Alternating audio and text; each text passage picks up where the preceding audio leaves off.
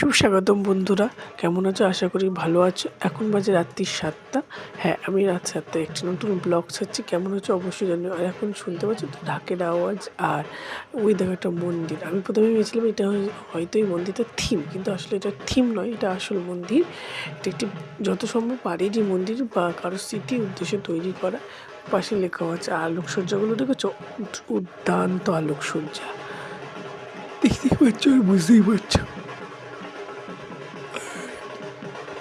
চন্দননগর মানেই হচ্ছে জগদ্ধাত্রী পুজো, আর তার সে অলিতে গলিতে মায়ের পুজো হয়। মায়ের চন্দননগরে মায়ের জগদ্ধাত্রী পুজো হয়।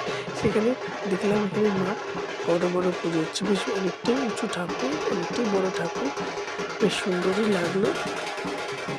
তো এর আগে গলির মাথায় একটা মায়ের মুখ দেখে এলাম, এবং এটা আমাদের সব থেকে বেশি উপস্থিতিটা খুব সুন্দর লেগেছিলো। যাই হোক, সবাই এক আসলে বড় মাকে দেখে নিই। বড় মাকে তোমরা হয়তো শর্ট ভিডিওতে দেখেছো, আর আজকে একটি 3 মিনিটের ভিডিওতে তোমাদের দেখাচ্ছি। আর এটা ঠিক পেরিয়ে গিয়ে আরেকটি ঠাকুর বা আরেকটি পাড়ার বা মণ্ডপের পুজো, কিন্তু সেদিনকে যত সম্ভব ষষ্ঠী থাকার কারণে আমরা সাজসজ্জাগুলোই দেখলাম, মাকে দেখতে পারি। যাই হোক, সামনের বছর দেখবো। কেমন লাগলো অবশ্যই জানিও। একটা লাইক করে জয় মা কালী লিখে দিও কিন্তু যারা